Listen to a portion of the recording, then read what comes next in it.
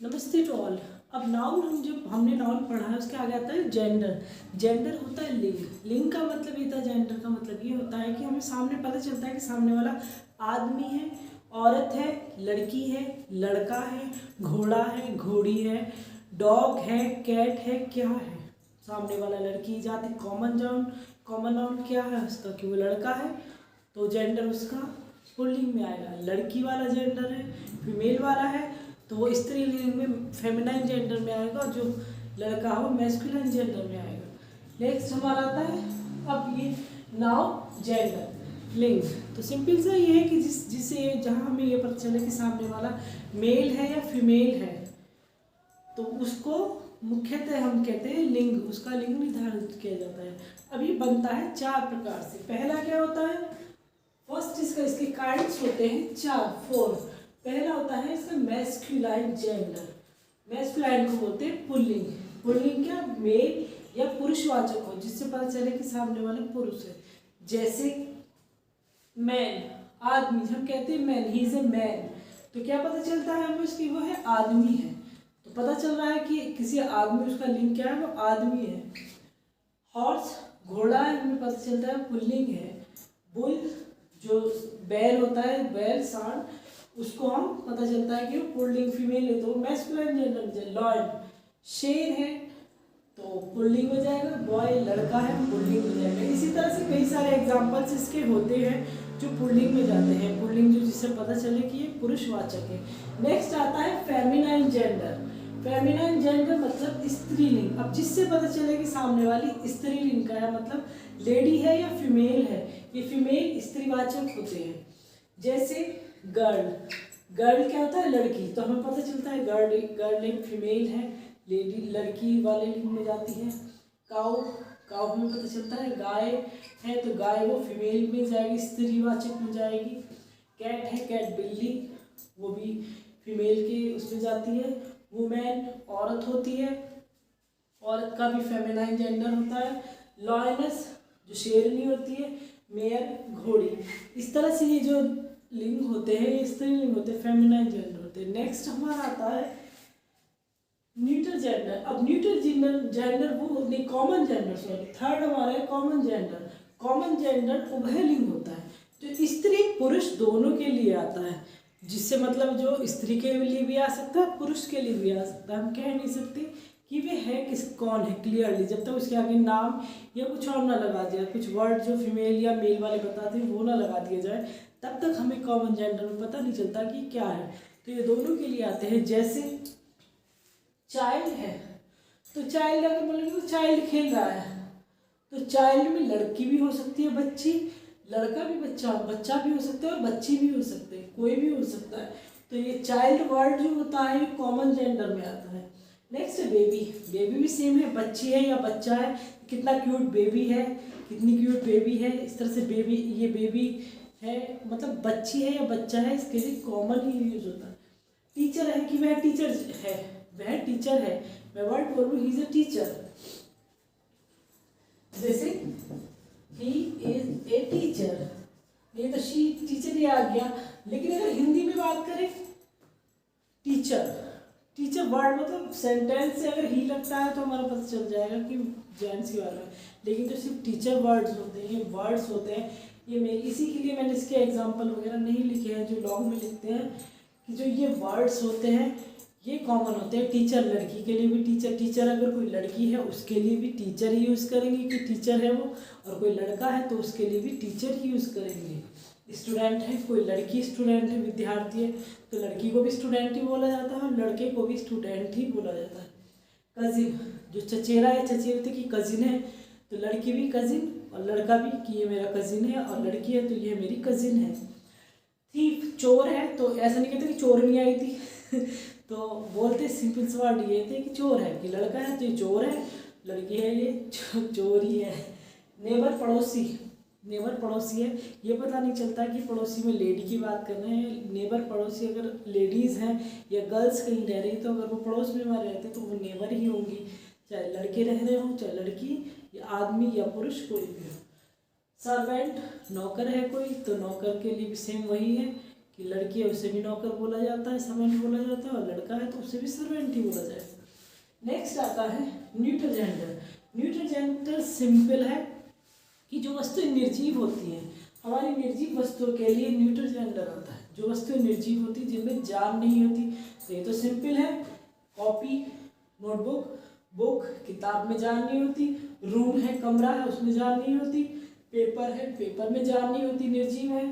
TV है, mobile है, box है, चेयर है, टेबल है, ये जितनी भी चीज़ें होती हैं जिनमें जान नहीं होती, वो आती हैं हमारे न्यूट्रल जेंडर के अंदर। अब कुछ मेन होते हैं, कुछ वर्ड्स होते हैं जिन्हें हम पहचानते हैं। अब हम सीधे सीधे भी उसे स्त्रीलिंग में या पुरुषलिंग में लिख सकते हैं, लेकिन उसके लिए अलग से मैंने लिखा है कि जो नोट में आएगा, ये जो शक्ति प्रकट करने वाली वस्तु रहती है वो मैस्कुलाइन जेंडर में जाती है।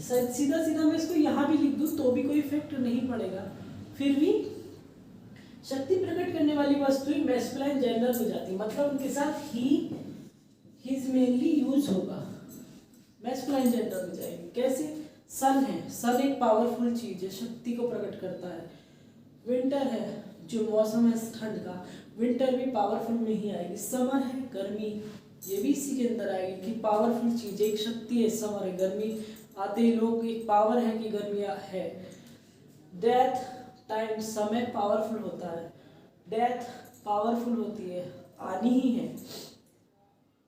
पावर जो शक्ति होती है, किसी के अंदर जो शक्ति होती है, बल होता, वो भी उसी में आता है। थंडर, जो लाइटिंग होती है, थंडर मतलब चमकना, तूफान वाला जो गरजना होता है वो। वायलेंस, जो एक तरह से हिंसा होती है, हिंसा अहिंसा, ये भी सब इसी के अंदर आती है, क्योंकि एक शक्ति को प्रकट करती है, पावर दिखाती है, अपनी इनकी पावर है। तो जैसे एग्जाम्पल, तो इनके साथ ही या ही जाता है, ये मैस्कुलाइन जेंडर में जाएगी, पुल्लिंग में जाएगी। कैसे? The sun sheds his. अब यहाँ पर हमने हिज किया, हमने इसको हर नहीं किया। हर करते तो ये हमारा गलत हो जाता, रॉन्ग हो जाता, क्योंकि सन क्या, सन हमारा किस में जाएगा, हमारा मैस्कुलाइन जेंडर में जाता है। यहाँ अगर मैं इसको यहाँ भी लिख दूँ तो कोई भी फर्क नहीं पड़ेगा। इन वर्ड्स को जो ये सन, विंटर, जो वर्ड्स हैं हम यहाँ लिख देंगे तो भी हमारा कोई फर्क नहीं पड़ेगा। तो ये मैस्कुलाइन जेंडर में जाती है। नेक्स्ट एग्जांपल है the winter is going on his last. यहाँ पर हम हिज लगे, कहीं भी करेक्ट सेंटेंस को आ जाए और हिज है और हर है, तो आपको चूज करना हो तो आप क्या करेंगे, विंटर वर्ड मैंने यहाँ लिखा हुआ, ये वर्ड्स जो होते हैं ये इनके साथ मैस्कुलाइन हिज या ही यूज होगा। तो द विंटर वर्ड है तो इसके साथ हिज आएगा, हिज हमारा करेक्ट होगा और हर हमारा रॉन्ग होगा, क्योंकि ये मैस्कुलाइन है, पुल्लिंग है, पावर है इसके अंदर। द डेथ, मृत्यु तो पावरफुल होती है, आनी ही है सबको, तो ये तो सिंपल सा पता ही चल रहा है कि शक्ति है इसके अंदर, पावर है, पावरफुल थिंग है। तो दैट हैज हिज। अब यहाँ पर भी सेम वही है कि हर दे दिया जाए तो हर गलत होगा, रॉन्ग होगा। हिज ऑन इम्पोर्टेंट, अपनी मुख्यता है इसकी। इसी तरह से हमारे जो शी वाले वर्ड आते हैं, सन तो हो गया, मून रह गया। तो मून क्या होता है, सुंदरता को प्रकट करता है। मून चांद सुंदरता को प्रकट करता है, सुंदरता को बताता है। इसके लिए कैसे, जो सुंदर और कोमल वस्तुएं होंगी वो फेमिनाइन जेंडर यानी स्त्रीलिंग में जाती है। जो सुंदर और कोमल, सुंदर, मून सुंदर होता है। जैसे वर्ड है हमारा पीस, शांति, सुकून, तो ये सुंदर वर्ड है, इसमें मतलब एक सुंदरता है।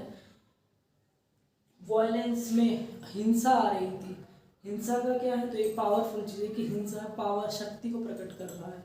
और पीस क्या होती है, शांति होती है, शांति, सुकून, तो ये हमारे सुंदर वस्तु में जाती है। इसके साथ, इनके साथ शी यूज होता है, शी या हर, इनके साथ शी या हर, ये फेमिनाइन जेंडर में सीधे सीधे हम यहाँ भी लिख सकते हैं इनको, तो भी वही बात होगी।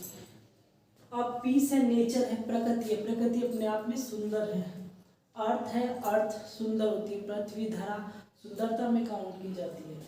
गॉडेस, जो देवी होती है वो सुंदर होती है, देवता सुंदरता में, कोमलता में जाएगी। स्प्रिंग, जो बसंत मौसम होता है, स्प्रिंग है, ऑटम है, ये पतझड़ वाला, ये सुंदरता, सुंदर वाले मौसम होते हैं। जबकि विंटर और समर हमारा पावर को करते हैं कि ठंड आ गई, ठंड एक पावरफुल चीज़ होगी, गर्मी आ गई एक पावरफुल चीज़ होगी। लेकिन हमारे जो वर्ड है स्प्रिंग, बसंत और पतझड़, ये सुंदरता को दर्शाते हैं, कोमलता को दर्शाते हैं। जस्टिस जो न्याय होता है, एक सुंदर चीज़ है कि किसी को न्याय मिला।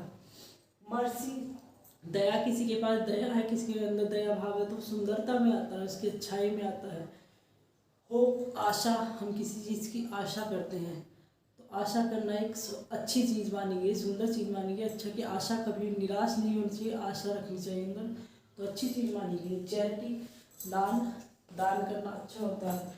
अब इसके example, the moon has hide her face behind the cloud. The moon has, चांद ने अपना चेहरा बादलों के पीछे छिपा लिया। तो चांद सुंदर चीज़ है, कोमल चीज़ में माना गया। तो इसके साथ हर है, अगर हमें इसके यहाँ पे हर के आगे हिज यहाँ पर लिखा होता और आपको करेक्ट करने के लिए सेंटेंस दूसरा भी दिया होता, उसमें हर होता, तो ये हर वाला सेंटेंस सही होता और ये हिज वाला गलत होता। 4 सेंटेंस ऑप्शन दिए जाते हैं, यहाँ पर आपको देयर भी दिया जा सकता है कुछ भी, और हिज हर वाले में सेलेक्ट करना हो मुख्यतः मेनली। तो हिज गलत होता है सेंटेंस, जो गलत होगा, और हर वाला सही होता है। Next is the piece has her, same वही एग्जाम्पल है, पीस है तो कोमल है, फेमिनाइन जेंडर में जाएगा, हर आएगा इसकी, हर लड़की के लिए आता है, उसका इटर्नल ब्यूटी, अपनी सुंदरता होती है।